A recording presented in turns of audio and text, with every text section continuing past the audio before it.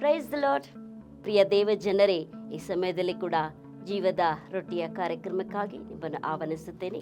ಈ ದಿನದಲ್ಲಿ ಕೂಡ ದೇವ ಧ್ಯಾನಕ್ಕೆಂದು ಒಂದು ವಾಕ್ಯವನ್ನು ನಾವು ಓದಿಕೊಳ್ಳೋಣ. ಜ್ಞಾನೋಕ್ತಿ 16ನೇ ಅಧ್ಯಾಯ 20ನೇ ವಾಕ್ಯವನ್ನು ಓದಿಕೊಳ್ಳುತ್ತೇನೆ. ದೇವರ ವಾಕ್ಯವನ್ನು ಸ್ಮರಿಸುವವನು ಸುಕ್ಷೇಮವನ್ನು ಪಡೆಯುವನು, ಯೆಹೋವನಲ್ಲಿ ಭರವಸೆ ಇಡುವವನು ಭಾಗ್ಯವಂತನು. ಹಲ್ಲೆಲೂಯಾ. ಯೇಸುವಿನ ನಾಮಕ್ಕೆ ಮಹಿಮೆ ಉಂಟಾಗಲಿ. ದೇವ ಜನರೇ, ಇಲ್ಲಿ ವಾಕ್ಯವು ನಮಗೆ ಹೇಳುತ್ತದೆ, ದೇವರ ವಾಕ್ಯವನ್ನು ಸ್ಮರಿಸುವವನು ಸುಖ ಕ್ಷೇಮವನ್ನು ಪಡೆಯುವನೆಂಬುದಾಗಿ. ಇಲ್ಲಿ 2 ಭಾಗವನ್ನು ನಾನು ವಿವರಿಸೋದಕ್ಕೆ ಇಷ್ಟಪಡುತ್ತೇನೆ.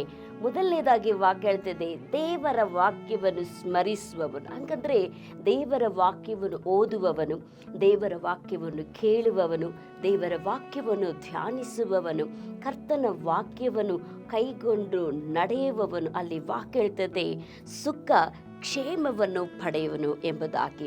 ಆದ್ದರಿಂದ ಈ ಲೋಕದಲ್ಲಿ ನೋಡಬೇಕಂದ್ರೆ ಅನೇಕ ಜನರು ಸುಖಕ್ಕಾಗಿಯೂ ಕ್ಷೇಮಕ್ಕಾಗಿಯೂ ಅನೇಕ ಹೋರಾಟ ಪಡುತ್ತಾರೆ, ಪ್ರಯಾಸ ಪಡುತ್ತಾರೆ.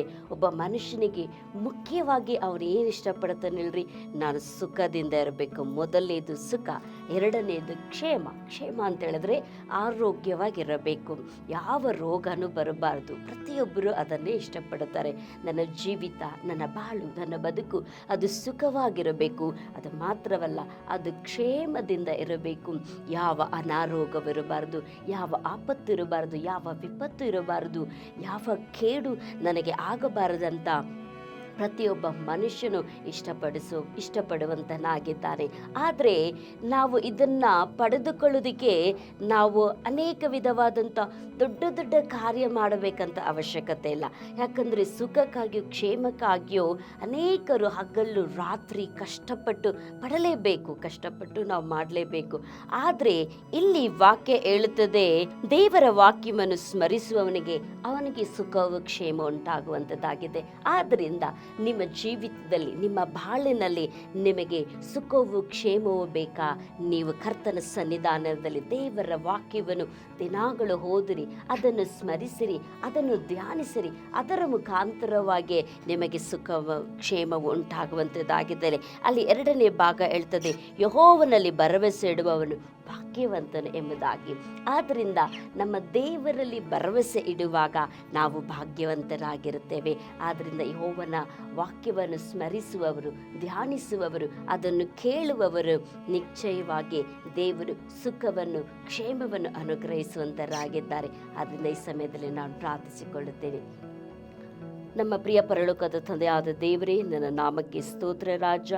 ಈ ಲೋಕದಲ್ಲಿ ಕರ್ತನೆ, ಮನುಷ್ಯನು ಕರ್ತನೆ ಅನೇಕ ಪ್ರಯಾಸ ಪಡುತ್ತಾನೆ, ಕಷ್ಟಪಡುತ್ತಾನೆ, ತಾನು ಸುಖದಿಂದಲೂ ಕ್ಷೇಮದಿಂದಲೂ ಆರೋಗ್ಯದಿಂದಲೂ ಜೀವಿಸಬೇಕೆಂಬುದಾಗಿ. ಆದರೆ ಕರ್ತನೆ, ನಿನ್ನ ವಾಕ್ಯವನ್ನು ಓದುವಾಗ ಈ ಸುಖವು, ಈ ಕ್ಷೇಮವು ನಮಗೆ ಕೊಡುತ್ತೇನೆಂಬುದಾಗಿ ನೀನು ಹೇಳಿದ್ದೀರಿ.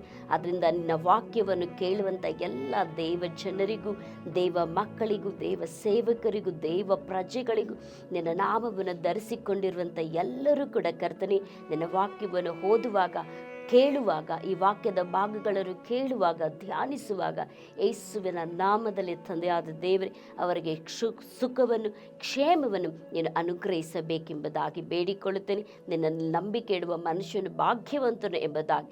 ಆದ್ದರಿಂದ ಈ ಲೋಕದಲ್ಲಿ ನಿನ್ನನ್ನು ನಂಬಿರುವಂಥ ನಾವೆಲ್ಲರೂ ಭಾಗ್ಯವಂತರಾಗಿರುವುದಕ್ಕೆ ನಮಗೆ ಸಹಾಯ ಮಾಡು.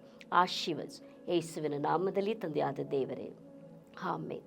ದೇವರು ನಿಶ್ಚಯವಾಗಿ ನಿಮಗೆ ಸುಖವನ್ನು ಕ್ಷೇಮವನ್ನು ಈ ದಿನ ಅನುಗ್ರಹಿಸಲಿ ಎಂಬುದಾಗಿ ಯೇಸುವಿನ ನಾಮದಲ್ಲಿ ನಿಮ್ಮನ್ನು ಆಶೀರ್ವದಿಸುತ್ತೇನೆ. ಆಮೆನ್.